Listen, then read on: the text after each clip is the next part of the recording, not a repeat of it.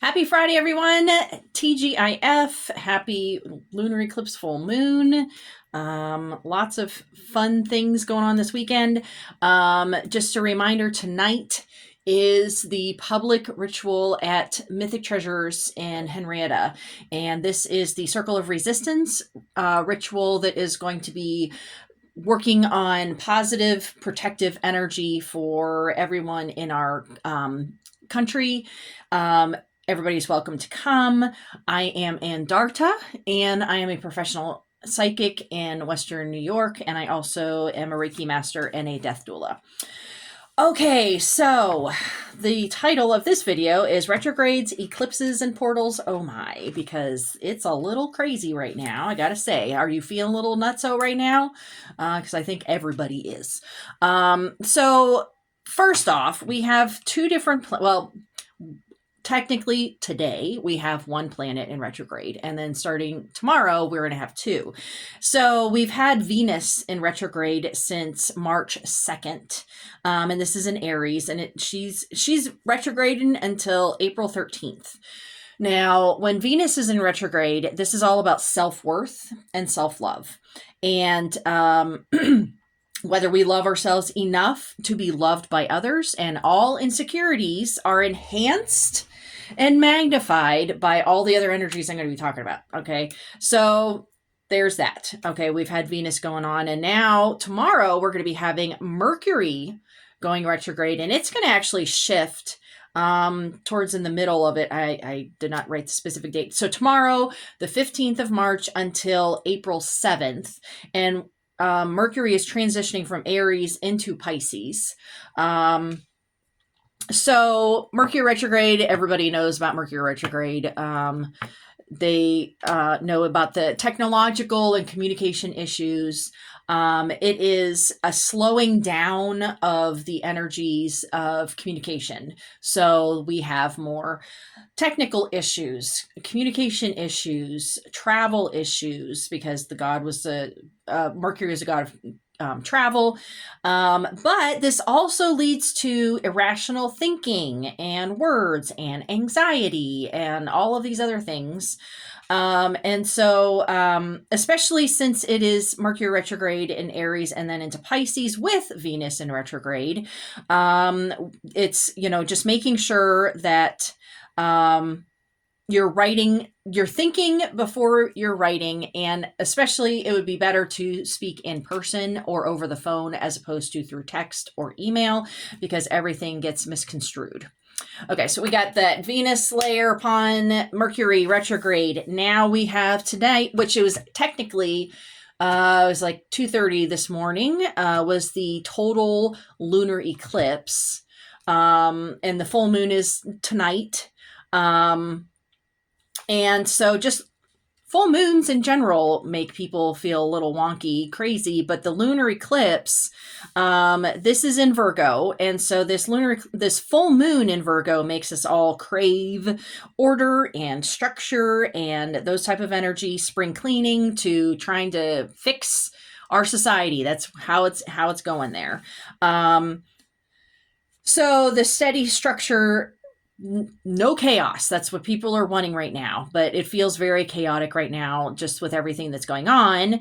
And with the lunar eclipse, so the eclipse is enhancing, magnifying those energies. It's the sun opposite the moon of the lunar eclipse that sharpens the focus onto home, family, and intimate relationships. And it clears or resets emotional baggage that have surfaced during this time. Okay. So it's just a lot of clearing. It's a lot of just intense energies anyway. And then in 2 weeks' time, we have the new moon partial solar eclipse, which that's going to be in Aries. And that is going to be on Saturday, March 29th.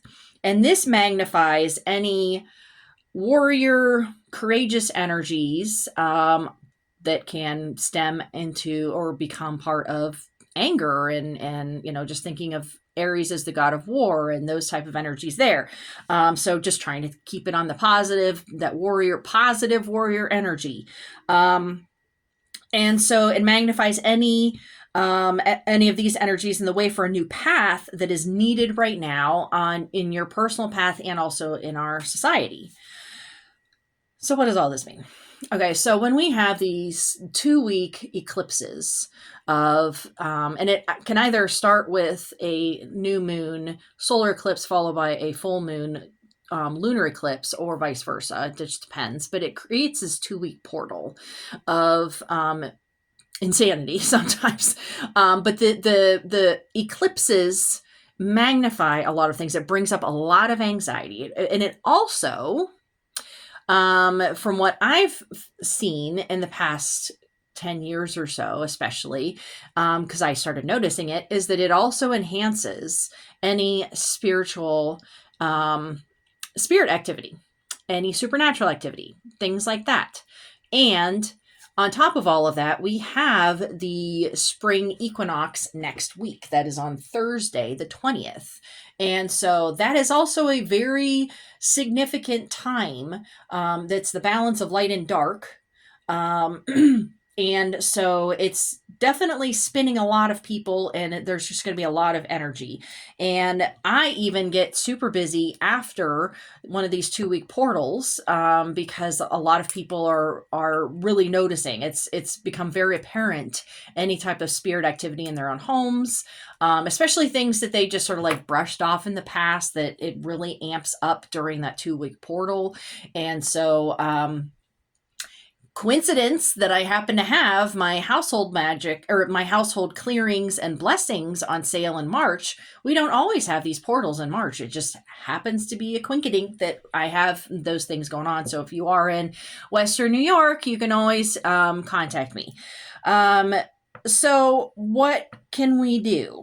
Try to stay as calm as possible. Good luck. Incense, crystals, any type of calming crystals, that's really important. I mean, any type of crystals, there's not going to be any like negative impacts, but some crystals, like any quartz, those are enhancers. Those are, I like to describe them in my crystal class. They're sort of like plugging an electric guitar into the amplifier, that it amplifies a lot of the energies. And so maybe let's pick some calmer crystals, during this time. So selenite is a really good calming. This is actually solidified ancient sea salt. That's what selenite is. And that's why it breaks very easily. You don't want to put it in water because you're just going to have salt water. But selenite is a very calming crystal that really helps. And also any type of grounding crystals. Well, this is actually pneumite, but any type of like obsidian, hematite is really, pushing away any negative energies. Jet, any of those, the darker crystals, the black crystals, things like that, they really help to ground you. And also any calming crystals like blue kyanite, selenite. I'm just looking to see what else. Who's calling me?